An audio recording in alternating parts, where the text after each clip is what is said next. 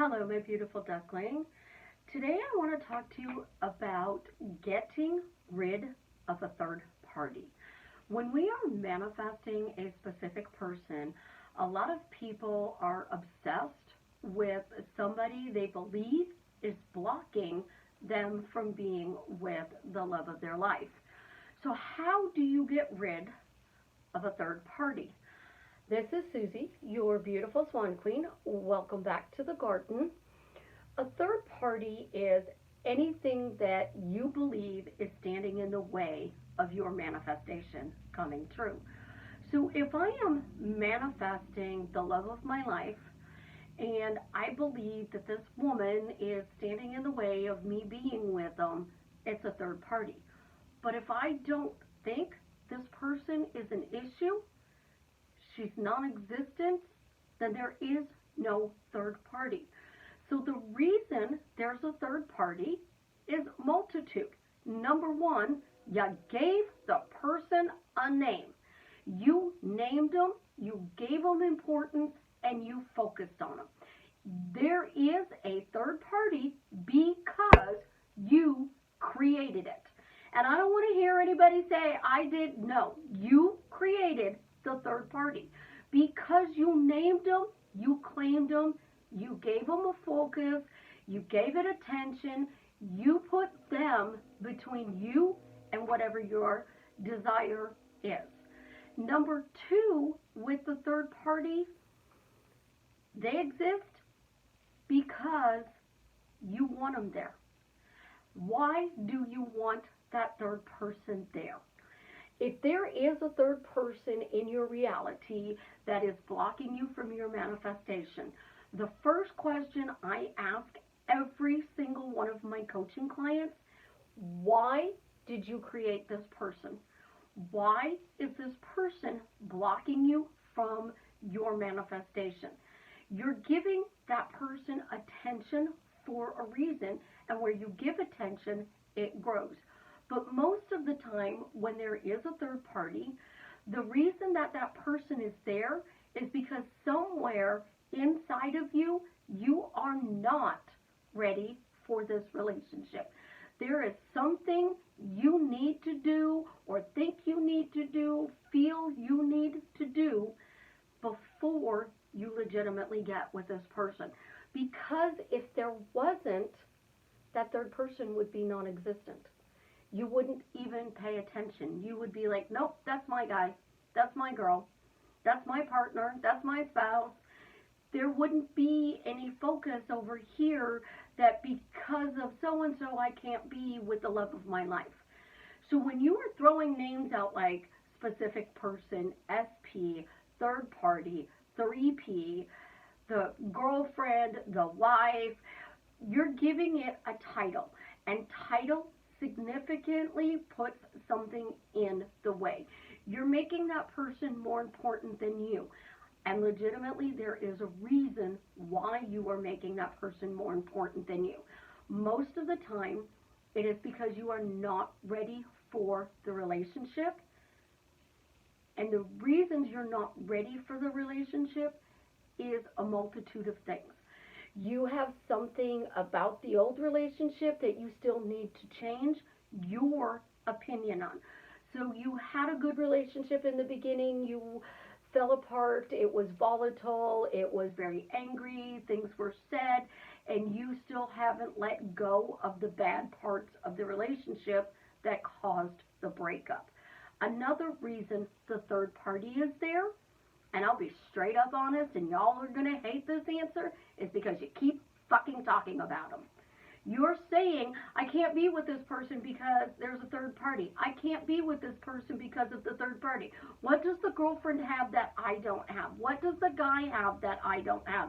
What are they giving them that I can't? Because, I'm way better for them, but they're choosing that person. And here is the key word. They are choosing that person because you're giving them that choice by saying they're choosing the other person. So you literally have to ask yourself, why have I created this person to be there? Am I ready for this relationship? Is there something I need to learn in this before I can get into this relationship? Do I know the difference between a good relationship and a bad relationship? If I rebuild this relationship and I am with this person, are we going to stay together? Is it going to be a loving, romantic relationship, or is it going to be volatile like when you broke up? And if it wasn't volatile, there's still a reason you broke up. Is that cause going to still be there? And a lot of times, and I'm going to say 90% of the time, whatever caused the breakup is the reason you're still not back together and you created the third party. If they cheated on you, you're afraid they're going to cheat again, so you use that as a blocker with the third party. You use the third party if they were verbally abusive because you haven't mentally changed that they're going to be nice, respectable, loving, appreciate you. So that third party is creating that buffer so you're not being disrespected. So two big reasons right there. Cheating, you don't feel respected. I created this person now, so even though I want him back, I'm not being disrespected. I'm not being cheated on. It makes a lot of sense, and a lot of people aren't going to tell you. The third party is there for a reason, and we have to dig in and find out why we created this party to block us from that relationship.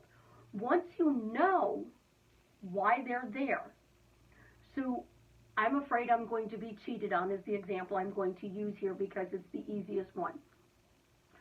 So I've been cheated on by the love of my life. We broke up, and I want to get back together with him because I still love this person. So I'm afraid if we get back together, he's going to cheat on me again. So I've worked out my problems, and I now know that he's going to be faithful. So I have no more issues with why we cannot get back together. But this third party is still there. Now I have to turn around, and I have to focus this way. Because if I'm focusing on the third party, I'm still keeping that third party there. So I have to focus this way.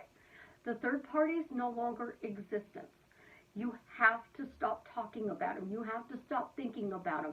You have to stop giving them attention. Simple things to get rid of them are the most powerful. Number one, that's his ex. That's the ex. That's the ex. Because the more you call that person in your mind and out loud, that's the ex. I actually had a friend, and I did not like the relationship he was in. He knew it because I was honest. I asked him if he wanted to fix it. He said no. So I literally would say when she would show up, "You saw your ex? What was your ex doing here?" He's like, "You mean so-and-so?" And I'm like, "No, your ex."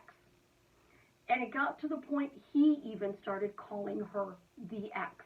His buddies called her the ex. They're like, "I like that." So we all got rid of this woman easily because the title we gave the third person is the ex. So whenever she was brought up, "Are you talking about the ex?" Whenever you think about her, that's the ex. Oh, they broke up. She left him. She moved on. She found a new hobby. She went bye-bye. You know, Susie loves bye-bye. So she went bye-bye. He went bye-bye. Stop giving them names, though, that are keeping them, blocking you once you've cleaned up your crap. Cleaning up your crap is the hardest part. Now we've established that they are the ex. The next step to get rid of them is to focus on your end. So I no longer think about that person, and now I'm thinking about my end. My end is I'm happily married to this person. I'm in an amazing relationship with this person. You decide. Not everybody wants to get married. So third party's gone. I've cleaned up my stuff. I know I want to be with them. I trust them. I know we're going to have a great relationship. I define her as the ex. Now I start talking about why we would be amazing in a relationship together. And I simply persist. And this is where one phrase, literally one phrase, comes into play. And it's why I created the one phrase. So if you are asking yourself, why am I happy in this relationship with Jared? My brain has to answer it. And I'm focusing on the reasons why I'm happy. He now respects me. He appreciates me. He loves me. Any good things that happened in the past, you can now pull over to your future that you are creating. So when you are talking about it, you're praising the relationship. You're praising why you are happily in this relationship. And it can be a statement. I am happy in this relationship with Jared. It can be a question. Why I'm happy in this relationship with Jared? Isn't it wonderful I'm happy in this relationship with Jared? How is it I'm happy in this relationship with Jared? So I'm taking one phrase and I am repeating that phrase over and over again. I am not going around doing imaginal scenes. I'm not going around and arguing with them in my head, having conversations with them in my head. I am strictly focusing forward that I have this amazing relationship with the person I'm choosing to be. And I am going to tell you, 1,000 people, 996 of them got together because they did exactly what I said. And what I'm telling you works. I have the people to prove it. You go stupid simple. And I am going to put it, this is Dummy 101 for getting rid of the ex. Clean up your crap, call him the ex, ask yourself the same phrase or question over and over again. And then keep answering it with things that happened in the past and things that are currently happening in the future. So if they text you, I'm happy in this relationship because they text me frequently. I'm happy in this relationship because they called me. They video chatted me. They brought me dinner. They got me a cup of coffee. They said I looked beautiful. So you're building your faith because faith is the key to changing and getting rid of the ex and changing the relationship status to he's mine. She's mine. That's my partner. Get away from him. When you focus in a different direction, it's literally swiveling because we're going over here going, oh my God, the ex. No, back here. And if you have to mentally talk to them, your mentally talking to them is praising them. You're such a wonderful person. You're gorgeous. You're successful. You're wealthy. You're blessed with the gift of luck. You want to raise them up in your mind. You don't want to be telling them, I don't understand why you're cheating on me with her. I don't understand why you, what she has that I don't have. Why is she more important to you than me? Because you're keeping this story of the person blocking you alive when you do that.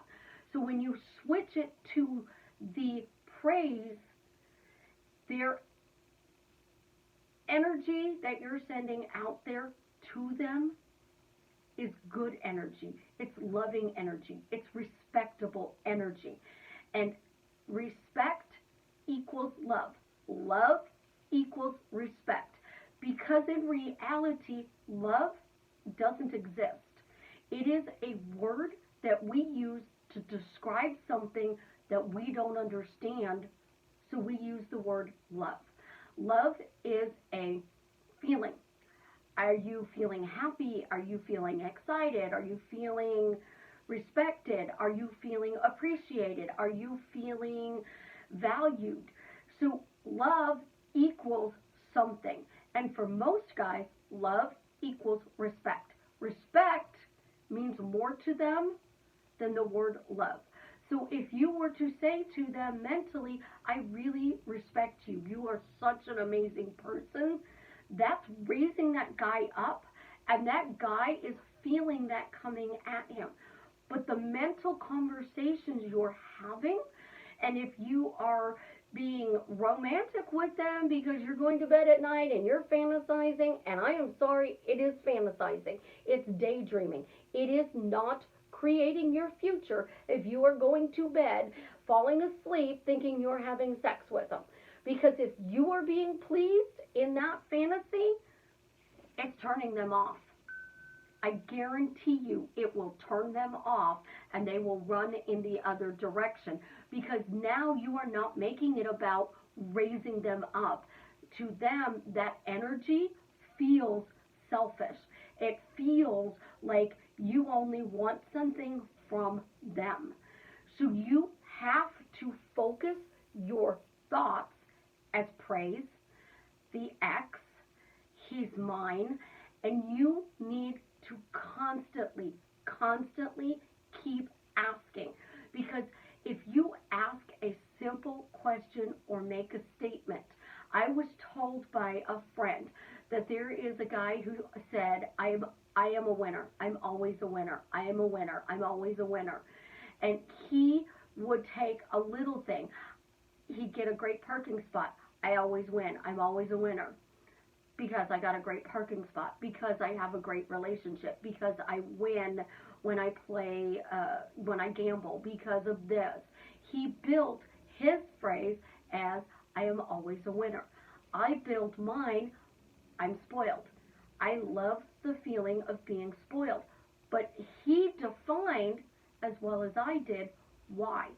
So defining why you are in an amazing relationship and what that amazing relationship is to you, and you constantly ask it. In the beginning, you're going to ask it 1,000,000 times a day.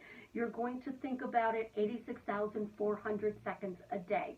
But as the days progress and you start getting more and more proof, and if you still continue to ask that question, things that you didn't imagine would happen will automatically happen.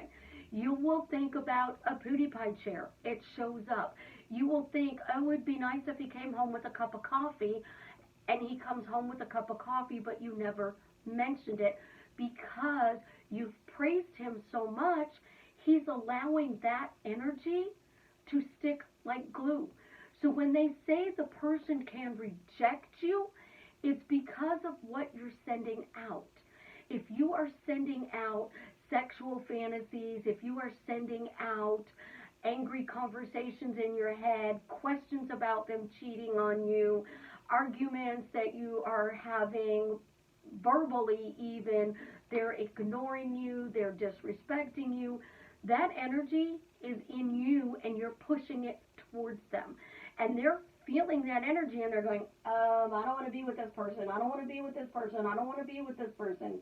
Please, please leave me alone, because you're sending the wrong message.